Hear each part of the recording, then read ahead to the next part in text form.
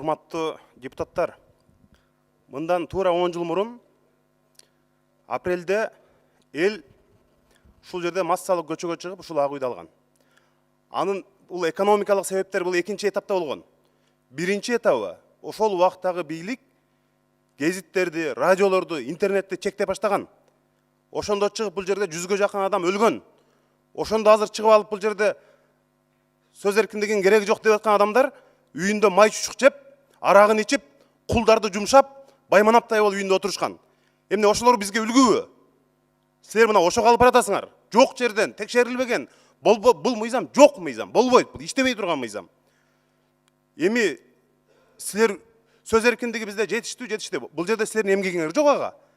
Эмне үчүн Кыргызстан сөз эркиндиги боюнча башка мамлекеттерден айырмаланабыз? Анткени ал биздин элдин эмгеги. Эгерде ошону тыябыз десеңер, ордуңарды башка жактан көрсөтүп коет. Бул силердин эмгегиңер жок бул жерде. Бир тыйын кымында эмгегиңер жок. Сөз эркиндигибиз бар, бизде баары жакшы дейсиңер. Аны силер алып келген жоксуңар. Аны ошо эркин эл өзү көчөгө чыгып ошолор алып келген. Ошондуктан мындай абайлап сөз эркиндиги темасында эл өзү маселе көтөрбөгөндөн кийин жөн жаткан элди алып чыгып алып, же иштебеген бир мыйзамды алып келип алып, жөн эле бир мындай бир саботаж кылып атасыңар да. Жөн жерден, жөн отурган элди өзүңөр бул мыйзам иштебейт, мен дагы бир жолу айтып коеюн. Таптакыр иштебейт. Бир дагы кишиге иштебейт. Жок жерден элди наразы кылып, мындай көчөгө жүздөгөн адамдарды чыгарып атасыңар. Аны миңдеген, 100 миңдеген адамдар интернеттен көрүп, бийликке наразы болуп атат. Мына ошону биз бийликке жагынабыз, эмки шайлоодо эптеп тизмеге илешип калалы деп ушуну жасап атасыңар. Ушунун эмне кереги бар эле билбейм эми. Дастан Актизбекович, вот по поводу того, что сказал мой коллега Джанар Акаев, что если нас не попросили, значит не надо вносить законопроект.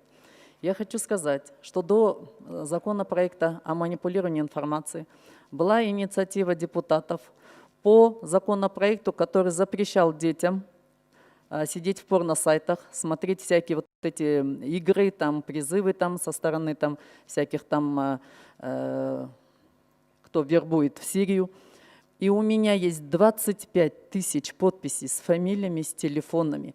Это была просьба. Но почему-то тогда депутаты не поддержали этот законопроект, значит, им было все равно. Сказали, что пускай каждый родитель занимается воспитанием своего ребенка. Это разве не оздоровление было общества? Да, мы пошли наиболее, так скажем, легким путем, немножко, когда запрещаем вот под фейковыми аккаунтами выкладывать все, что угодно. Все, что угодно. Где тут борьба с правдой? Разве кто-то против критики? Критика должна быть конструктивной.